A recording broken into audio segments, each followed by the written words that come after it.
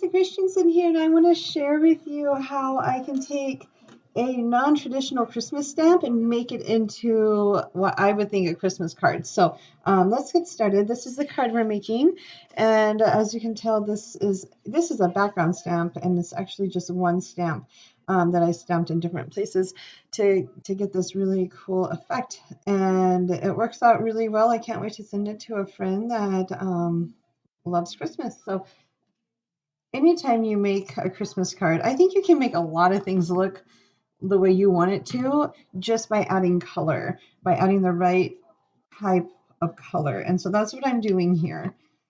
So I'm inking up this stamp. This is from Blue Knight Rubber Stamps. It's the Silhouette Corner, and it's just called Silhouette Corner Foliage. And what I love about using non-traditional Christmas stamps is if you keep it simple with like whatever colors that come to mind, that's what really makes the stamp. That's really what makes the card. Okay. So right now I'm just stamping in one of the corners, and I'm hoping to bleed it, meaning that the stamp goes off of the page a little bit, and I'm using my favorite Strathmore Mixed Media Paper because it is, for me, I never know where my cards are going to take me. And if I want to use watercolor or if I want to use any kind of gesso or anything, this Strathmore Mixed Media Paper will take a beating. And that's why I like it so much. All right, so then I'm flip-flopping my stamp. I think that's a real name for it, right? Flip-flop the stamp. So there you go. There's part of it. Okay, so then I'm turning my panel around. I'm going to clean this off because I don't really want more green on it. And I'm done with the Tim Holtz. This is peeled paint. You can use any green that you like. That's just the green that I chose. Now I'm going to take my embossing ink pad. This is just the clear embossing ink pad, nothing special. And so that's the way I was stamping. I want to go this way. So I want the bottom, like basically I want a bottom on every corner.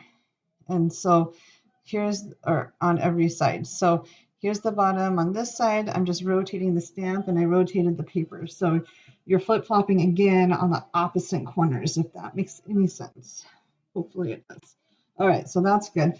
Now, if you're really wanting to, I'm going to emboss both of them at the same time. I'm not going to worry about if not all of it got embossed because it doesn't have to be. What you want to see is the two different tones, like from this card. Okay, I think you could also make this into a wedding card. This would be really pretty. Okay, I bought this Enchanted Gold embossing powder a long time ago, and I put it in this little like snack bag, that for kids or whatever. And this is my way of embossing. I know everyone has their own way of keeping embossing powders. This is my way. There's no right or wrong way.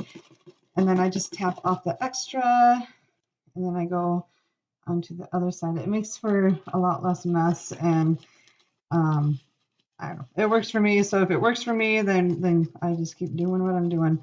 I do want to make sure though that all the embossing powder is on it. Okay, now tapping off the extras. There you go. Now I'm ready to heat emboss the whole thing. I'm not going to do that right now, but you get the idea. So I already have a panel ready. I just heat emboss the panel. It's ready to go. Now we can assemble our card.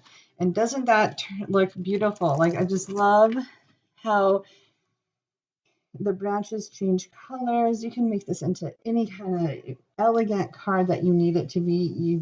This technique would work for birthday cards, wedding, anniversary cards would be really pretty for this. A fall anniversary or even a spring if you changed up the colors, like make it light pink and that iridescent gold. Anyways, it's just like I'm loving that embossing powder. All right, so then all I'm doing is I have a piece of gold glitter paper, either from Michael's or Hobby Lobby, and it was like the where you pick up one sheet or whatever, and you would tape that you would put that on here, put that right here, and then you would use